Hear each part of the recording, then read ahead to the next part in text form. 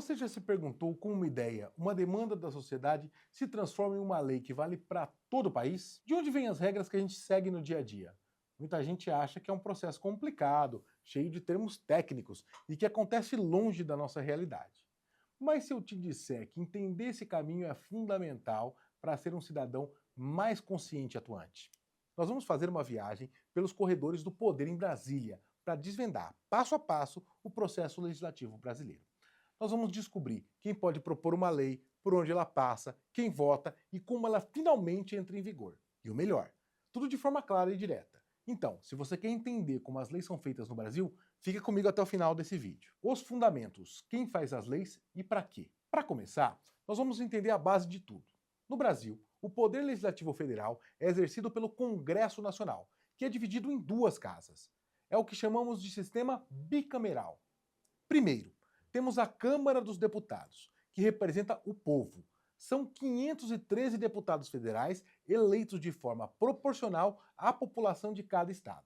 E depois, o Senado Federal, que representa os estados e o Distrito Federal. São 81 senadores, 3 por cada unidade da federação. Essa divisão é importante para equilibrar os interesses da população em geral com os interesses regionais.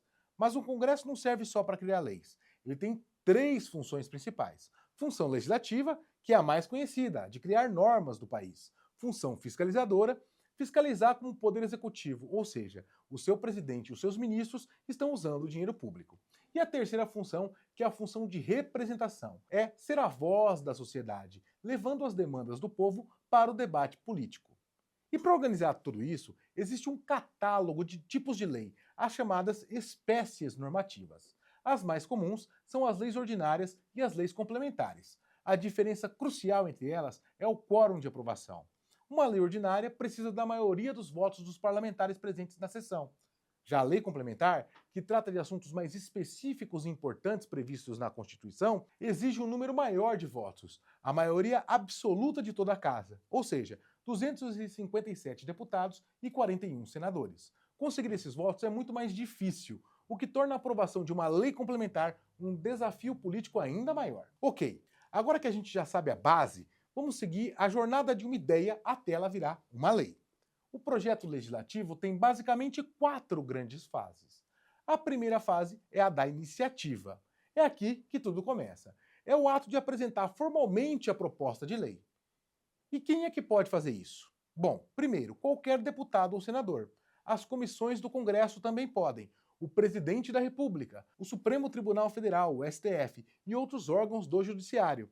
E até mesmo os cidadãos, através da iniciativa popular, que exige a assinatura de 1% dos eleitores do país. Mas atenção, existem matérias que são de iniciativa exclusiva do presidente da República, como leis que criam cargo público, que aumentam o salário de servidores federais.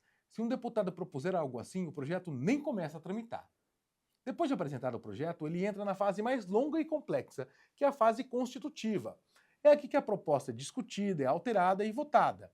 Primeiro, o projeto passa por uma análise na Comissão de Constituição e Justiça, a famosa CCJ.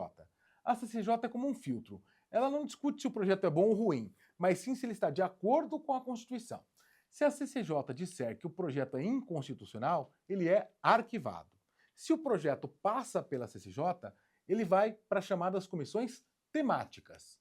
Por exemplo, um projeto que fala sobre educação vai para a comissão de educação, um que fala de saúde vai para a comissão de saúde, e assim por diante. Lá, especialistas e parlamentares debatem o mérito da proposta, sugerem mudanças e dão um parecer.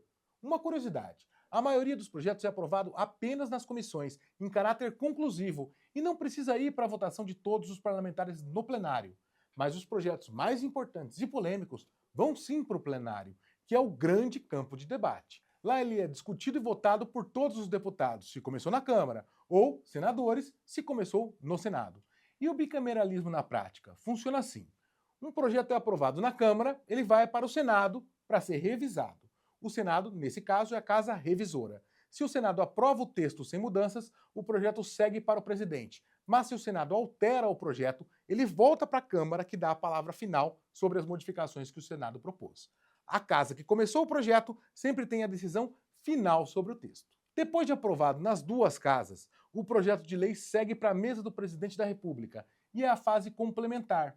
o presidente tem 15 dias úteis para tomar duas decisões. Se ele sanciona, concordando, ele sanciona o projeto que vira lei.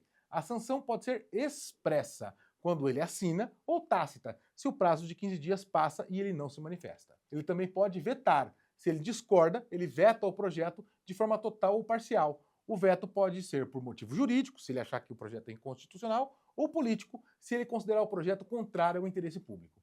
Mas o veto do presidente não é a palavra final. O veto volta para o Congresso Nacional, que pode derrubá-lo. Para isso é necessário o voto da maioria absoluta dos deputados e dos senadores.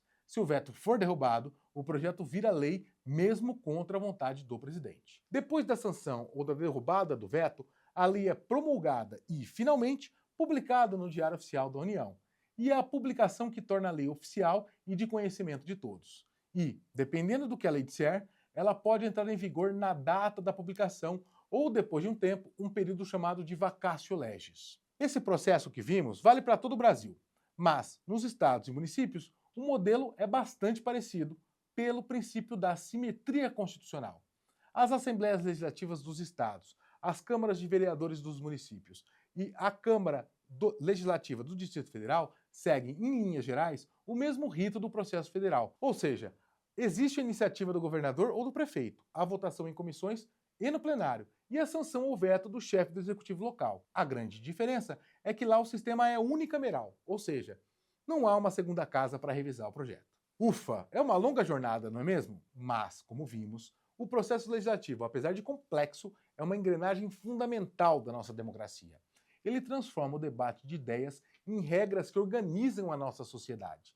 Entender essas fases, quem são os atores e como podemos participar, seja através da iniciativa popular ou cobrando os nossos representantes, nos torna cidadãos muito mais poderosos. E aí? Ficou mais claro como uma ideia vira lei aqui no Brasil? Se você gostou desse vídeo e quer ver mais conteúdo como este, não se esqueça de deixar seu like, de se inscrever no nosso canal e de ativar o sininho para não perder nada. Ah, comenta aqui embaixo que projeto de lei você gostaria de ver aprovado no Brasil. Até a próxima!